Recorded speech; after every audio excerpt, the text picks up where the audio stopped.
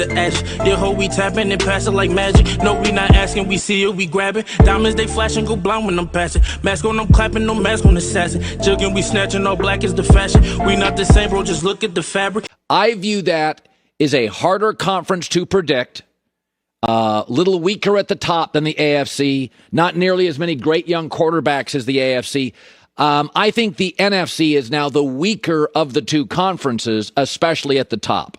But it is very interesting. In the weaker conference, where do the NFL executives put the Dallas Cowboys? Right in the middle. 7th. In fact, no executive in the entire league voted them above 6, yet none voted them below 9. It is unanimous, their average in the weaker conference. I've always been fascinated by something, and I think I have the answer. I'm always amazed when really smart, successful people can't see obvious stuff. You're successful, you're smart, you went to the right schools. Well, that's obvious. What are you doing? Dallas, of course, has two issues, and they've had these now for several years. And I'm amazed Jerry Jones can't spot them. And the only answer is ego. And this is often the problem with men, is that if smart men are not acknowledging obvious stuff, they see it, right? They just got an ego and they can't get through it. So Dallas has two problems. So what's good, everybody? It's your boy Kama. We back with another video, right? So, the clip that you see in the beginning is like pretty much was self-explanatory, right? And y'all know how I feel about lists. This list is supposed to be by the NFL execs or whatever that means, but I don't have a problem with us being 7 if that's how you objectively came up with it, right?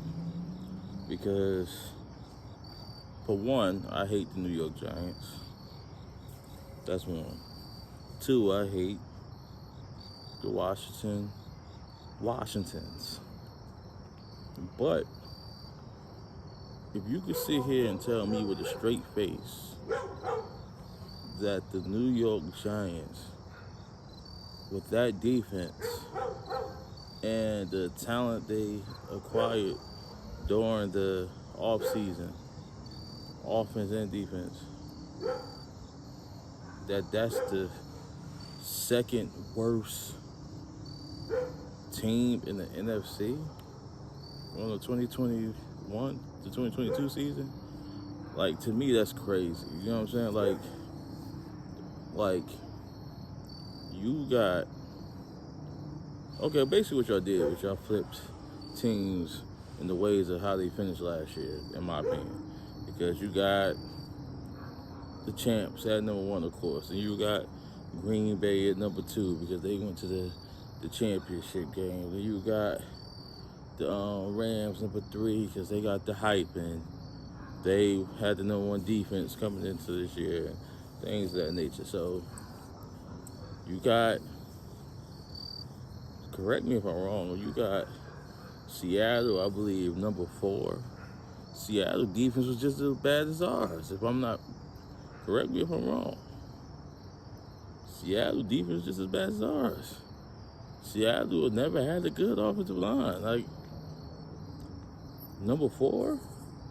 Now, I agree with San Fran being the top 5 team because San Fran has a loaded roster. They just were all hurt last year. Everyone knows that. But, like, I just think for Colin Cowherd to say, oh, it's a general consensus they're an average team or slightly average team. They ain't ranked nowhere. No one ranked them higher than 6. Nobody ranked them lower than 9. So that's just a general consensus. That's where they are. That don't mean, like, to me, that doesn't mean anything. Like, don't mean anything. Like, a lot of people overrate and underrate all the time because it's people who you like, you know what I'm saying? When you're dealing with people you like, how is somebody like New Orleans still ranked higher when the uncertainty of quarterback, the pressure of a quarterback competition, 9 out of 10, they number one cornerback ain't playing this year. He caught a felony. He's gonna be locked up. They lost their number 2 cornerback.